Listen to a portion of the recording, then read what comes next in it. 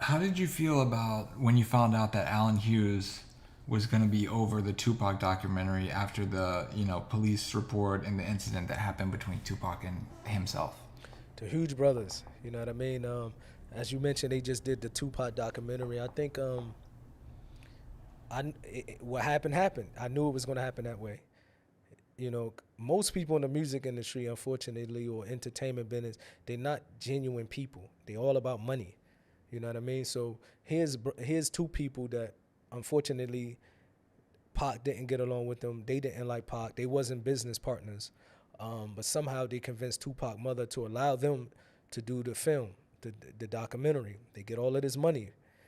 And then they go later and do an interview, and what did he say? Tupac was an actor. He was a fake individual. After Delusional. Yep. he told Tupac delusional. After you just shot a documentary on him, you just, you know what I mean, profit financially off of him, and you still don't have nothing good to say. So unfortunately, this shows the characteristics of these people. You know what I mean? Because even if you thought that, if that was your opinion, because everybody have a right to their opinion, you understand? If that's what he think, but because you sat down with Tupac mother and she gave you rights to do this film, you should have kept that to yourself if you had some type of, good manners or some honor. You know what I mean? But this is the entertainment business, bro. Okay. Do you have any favorite stories or good memories that you could share with Johnny J? Johnny J, man. Johnny J, definitely he was a legendary, producer. A lot of people don't know, right before I left the music industry, I did a whole album with Johnny J. I get a call one day with Johnny J. Was like, "Moo, out of all the Outlawz, you're the only one who I want to record with." And we did a whole album together. And it was pretty much like my last music that I ever recorded. I did a whole album with no cuss words. You know what I mean? The first time I was able to do an album without cuss words. He was just a hard worker. I think Johnny J don't get a lot of props. He was a hard worker. He was a family man. He was a good dude. He was just a genuine good dude. And a lot of people don't know that. At the end of the day, when I became Muslim, I wanted to walk away from the music industry, and he allowed me to walk out of my contract. He was like, "Look, I don't want a penny back. If this is what you want, get out of your contract and go do what you want to do." So I have nothing but good memories of Johnny J. Okay. 1 second, John. 1 second. Yeah. Huh? Q? Okay. Yeah, the best writing I ever did. Yeah, it was.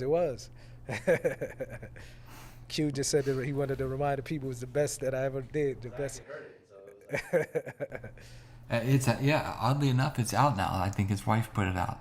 Yeah, I think his wife put it that out. on They have a right to put it out. It's theirs. You know what I mean? So, and I always made that clear to his wife. I said, "Look, even though I become Muslim, I walked away. It doesn't mean that the life that I had before, as far as business transactions, is null and void. It doesn't work that way. So you have a right to put it out. You spent money. This is your right." So she put it out. So, obviously, Noble always stated that he was going to do a deal with Quest and Tupac later on. And then, obviously at the museum, there was, track list written up for the Machiavelli album. And it did say, coming soon, the Outlawz album, Young Noble album, etc. What are your thoughts on why he would have gone with Quest for Young Noble as opposed to just straight Machiavelli Records? I'm not sure. I think because Quest Records back in the day was ran by Quincy Jones, correct? I believe so. And I think because maybe Pac was engaged with Kadada, and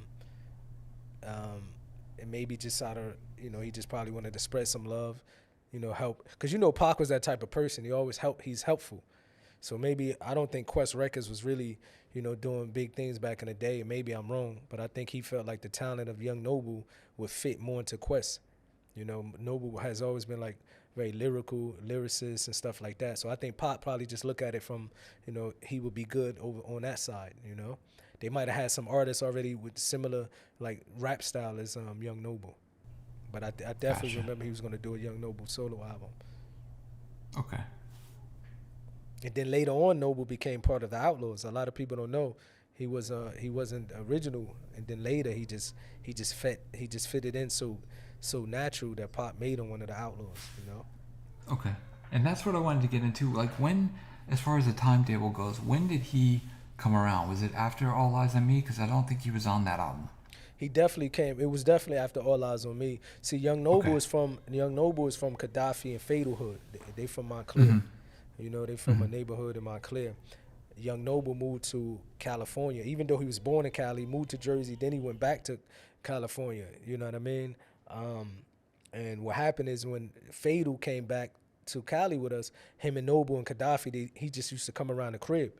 And I don't think none of us knew he rapped until one day he just started rapping. And Pac was like, man, get in there and spit something.